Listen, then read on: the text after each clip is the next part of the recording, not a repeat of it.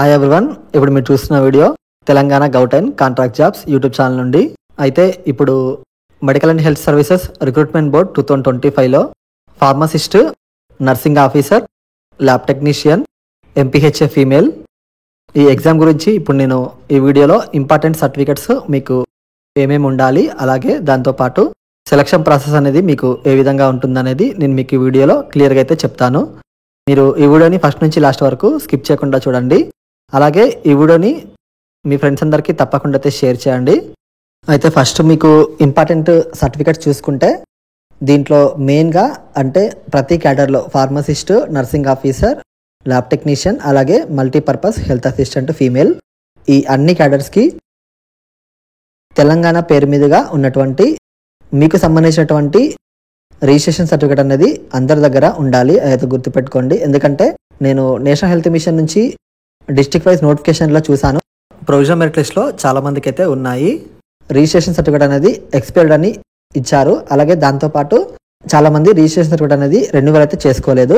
So నేనైతే గమనించాను అది. సో మీరందరూ తప్పకుండా అయితే ఈ తెలంగాణ పేరు మీదుగా పారామెడికల్ రిజిస్ట్రేషన్ సర్టిఫికేట్ అనేది తప్పకుండా మీ అందరి దగ్గర అయితే ఉండాలి. అయితే ఒకసారి చూసుకోండి. ఇప్పుడు మీ దగ్గర ఉన్న సర్టిఫికెట్ డేట్ ఎక్స్పైర్డ్ అయిందా లేదా 2025 వరకు వ్యాలిడిటీ ఉన్నట్లయితే మీకు అవసరం లేదు. ఇన్ కేస్ వ్యాలిడిటీ కనుక అయిపోయినట్లయితే సర్టిఫికేట్ అయితే రెన్యువల్ అయితే చేసుకోవాల్సి ఉంటుంది. అయితే ఒకసారి మీరు చూసుకోండి ఇప్పుడు మీ దగ్గర ఎప్పటి వరకు ఉంది అనేది ఆ సర్టిఫికేట్ మీద ఇయర్ అనేది. అలాగే ఇక్కడ స్టడీ సర్టిఫికేట్ కూడా చాలా ఇంపార్టెంట్. ఎందుకంటే ఇప్పుడు ఒక క్యాండిడేట్ ఆ జోన్లో లోకలా నాన్ లోకల్ అనేది ఈ స్టడీ సర్టిఫికేట్తోనే డిసైడ్ అయితే అవుతుంది. ఒక జోన్ తీసుకుందాం. ఇప్పుడు ఎగ్జాంపుల్ జోన్ 2 తీసుకుంటే ఆదిలాబాద్, జగిత్యాల్, నిర్మల్, నిజామాబాద్ ఈ డిస్ట్రిక్ట్స్ అన్నీ కూడా జోన్ 2లోకి అయితే వస్తాయి. అదైతే మీకు అందరికీ తెలిసిన విషయమే. అయితే మీరు ఈ 4 జిల్లాల్లో లోకల్ క్యాండిడేట్గా ఉండాలంటే మాత్రం మీరు తప్పకుండా ఈ 4 డిస్ట్రిక్ట్స్లోనే మీరు చదవాల్సి ఉంటుంది. అది కూడా మినిమం ఫస్ట్ క్లాస్ నుంచి 7th క్లాస్ వరకు అయితే మీరు చదవాల్సి ఉంటుంది ఈ డిస్ట్రిక్ట్స్లో. ఎందుకంటే మనకు నోటిఫికేషన్లో 1 to 7th క్లాస్ మాత్రమే ఇక్కడ చూస్తున్నారు లోకల్ క్యాండిడేట్గా ఉండాలంటే మాత్రం. అయితే మీరు గుర్తుపెట్టుకోండి. దీంట్లో ఏమైనా డౌట్స్ ఉంటే మాత్రం కింద కామెంట్స్లో అయితే పెట్టండి, నేను మీకు అక్కడ తప్పకుండా అయితే రిప్లై ఇస్తాను. అలాగే మీరు ఈ వీడియోని మీ ఫ్రెండ్స్ అందరికీ తప్పకుండా అయితే షేర్ చేయండి. ఇన్ కేస్ మీరు ఈ 1 to 7th క్లాస్ పీరియడ్లో ఏదైనా ఒక క్లాసు చదవనట్లయితే లేదా మీరు ప్రైవేట్ స్టడీ చేసినట్లయితే మీరు దాని ప్లేస్లో రెసిడెన్స్ సర్టిఫికేట్ అనేది సబ్మిట్ చేయాల్సి ఉంటుంది. ఇక్కడ నేను ఒకసారి అప్లోడ్ చేస్తున్నాను, ఒకసారి మీరు చూసుకోండి. ఇక్కడ నోటిఫికేషన్లో అయితే క్లియర్గా అయితే మెన్షన్ చేశారు. ఎందుకంటే మీకు లోకల్ స్టేటస్ క్లెయిమ్ చేసుకోవడం కోసం మీరు తప్పకుండా అయితే ఈ సర్టిఫికేట్ను సబ్మిట్ చేయాల్సి ఉంటుంది. అది కూడా గవర్నమెంట్ ఆఫ్ తెలంగాణ పేరు మీదుగా అయితే సబ్మిట్ చేయాల్సి ఉంటుంది. నెక్స్ట్ ఇక్కడ ఇంపార్టెంట్ సెలక్షన్ ప్రాసెస్. ఈ సెలక్షన్ ప్రాసెస్ ఏ విధంగా ఉంటుందనేది ఇప్పుడు నేను చెప్తాను. అయితే దీంట్లో మెయిన్గా మీకు మార్క్స్ అలాగే రూల్ ఆఫ్ రిజర్వేషన్ అయితే ఉంటుంది. అయితే ఈ మార్క్స్ అనేది జోన్ 1 నుంచి జోన్ 7 వరకు డిఫరెంట్ అయితే ఉంటుంది. దీంట్లో కట్ ఆఫ్ మార్క్స్ అనేవి, ఎందుకంటే ఇప్పుడు ఒక జోన్లో ఎక్కువ పోస్టులు ఉండవచ్చు, ఒక జోన్లో తక్కువ పోస్టులు ఉండవచ్చు. అయితే మీరు గుర్తుపెట్టుకోండి. అలాగే ఫిజికల్లీ హ్యాండిక్యాప్డ్ కోటాలో కూడా కొన్ని పోస్టులు అయితే ఉంటాయి. దాంతోపాటు స్పోర్ట్స్ కోటాలో కూడా పోస్టులు అయితే ఉన్నాయి. అయితే మీరు గుర్తుపెట్టుకోండి. అంటే ఇక్కడ మీరు గుర్తుపెట్టుకోవాల్సిన విషయం ఏంటంటే మీకు మార్క్స్, అలాగే రూల్ ఆఫ్ రిజర్వేషన్, అలాగే ఫిజికల్లీ హ్యాండిక్యాప్డ్ కోటా, అలాగే స్పోర్ట్స్ కోటా ఇక్కడ వీటి మీద డిపెండ్ అయితే ఉంటుంది. అంటే ఇక్కడ ఫిజికల్లీ హ్యాండిక్యాప్డ్ కోటాలో అలాగే స్పోర్ట్స్ కోటాలో ఇక్కడ క్యాండిడేట్స్ అయితే తక్కువ మందే ఉంటారు. అంటే ఇక్కడ కట్ ఆఫ్ అనేది కొంచెం ఈ 2 కేటగిరీస్లో తక్కువగానే ఉండవచ్చు. సో ఈ విధంగా అయితే ఉంటుంది. అలాగే ఇక్కడ ఫార్మసిస్ట్, నర్సింగ్ ఆఫీసర్, ల్యాబ్ టెక్నీషియన్స్కి మీరు 80 మార్క్స్కి అయితే క్వశ్చన్ పేపర్ రాయడం జరిగింది. అలాగే రిమైనింగ్ 20 మార్క్స్ వచ్చేసి మీకు సర్వీస్ మార్క్స్ అయితే యాడ్ చేస్తారు. టోటల్ 100 మార్క్స్కి అయితే సెలక్షన్ లిస్ట్ అయితే ఉంటుంది.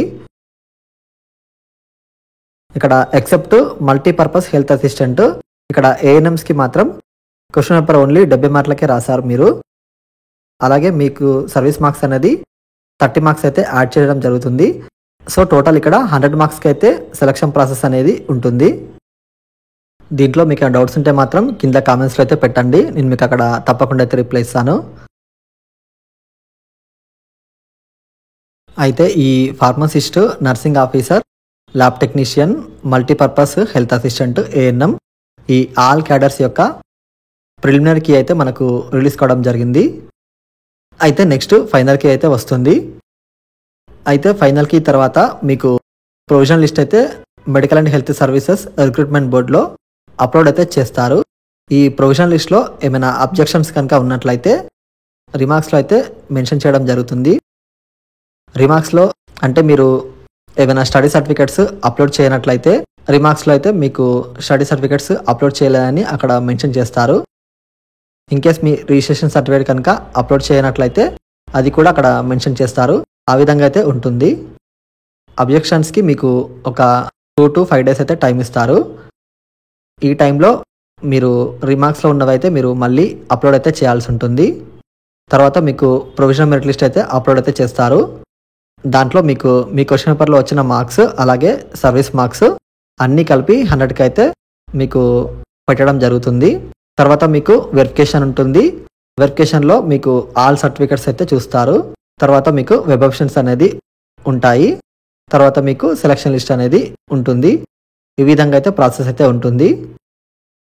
Next update medical and health services recruitment board నుంచి రాగానే నేను మన ఛానల్లో తప్పకుండా అయితే అప్లోడ్ చేస్తాను.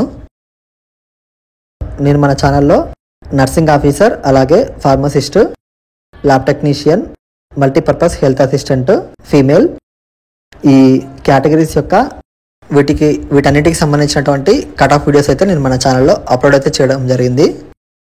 ఇంకా ఎవరైనా చూడకుండా ఉన్నట్లయితే ఈ వీడియోని ఒకసారి మీరు చూడండి.